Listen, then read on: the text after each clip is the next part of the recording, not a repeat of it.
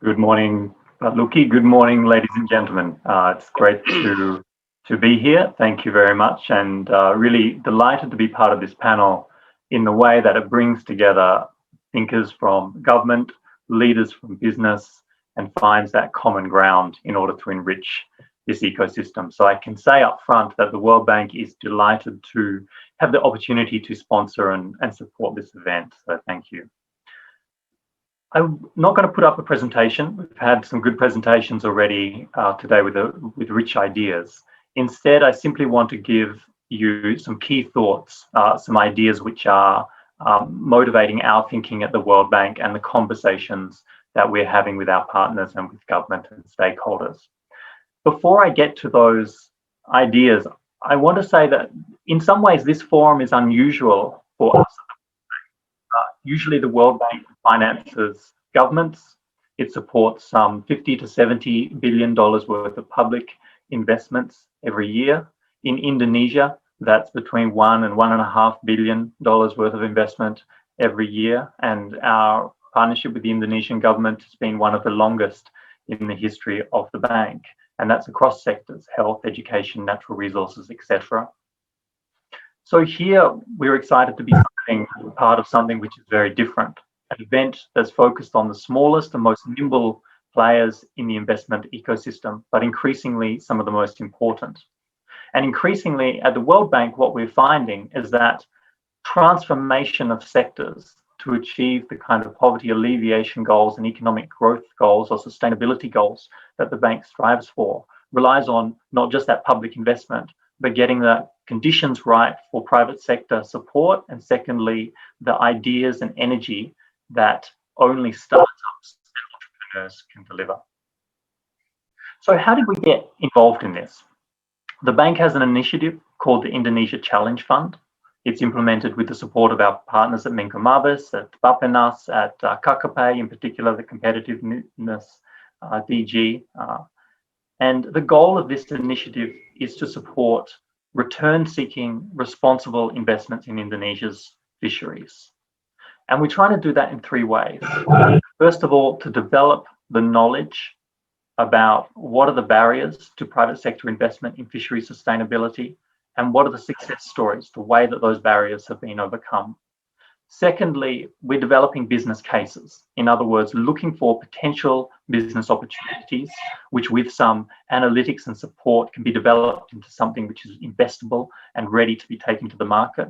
And then thirdly, looking for investors to support those opportunities. Those are the three elements of the Indonesia Challenge Fund. Basically, what it's saying is, how can Indonesia harness its business talent and its energy to make fisheries more sustainable? And the key idea here, and an important idea that has been motivating the World Bank's actions and efforts recently, is that sustainability in fisheries, which is aligned with long-term business goals, is much more likely to be successful and much more likely to be scalable. So that's critical. There's been a lot of effort in Indonesia's fisheries management, getting sustainability right, improving productivity. A lot of that has been by NGOs and civil society. That's been incredibly important. Now, how do we motivate that? By aligning it with business opportunities to ensure that it takes on its own life and scales and grows from here. I want to turn now to the conditions we face ourselves in, and that's COVID. And as the speakers before me have mentioned, there really couldn't be a more important time to bring the ideas and what the startup community has to the fore. Many of you in the startup community are involved in digital initiatives which link sellers and buyers directly, which is crucial as markets are frozen and become shut down, have been involved in providing finance to smallholders in fisheries value chains at a time when finance has been difficult to come by. So these services and what startups are doing has never been more important. I want to turn now to another part of the COVID conversation, and something which is motivating a lot of thinking at the World Bank and in our conversations with governments around the world. And that's what happens after COVID. In other words, what does building back better look like? In our sector, in oceans and fisheries, What we care about, or what we're excited about, is the potential to build back bluer.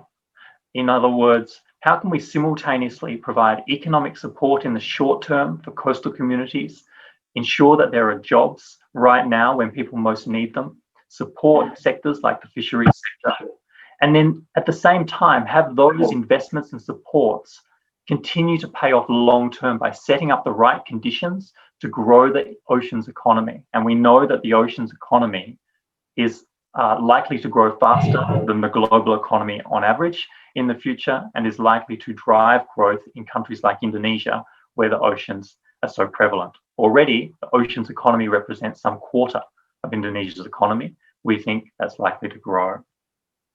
So what does Build Back Bluer look like? And this message is perhaps one or a conversation which tends to be with public sector actors, because some of these investments are what you'd consider to be public investments. There's been recent study on this, looking globally at where the best returns are, and there's some surprising solutions amongst those. One is that investments in coastal ecosystems have large payoffs. So investing in mangrove restoration, for instance, for every $1 in the Indonesia context could lead to up to $9 of return.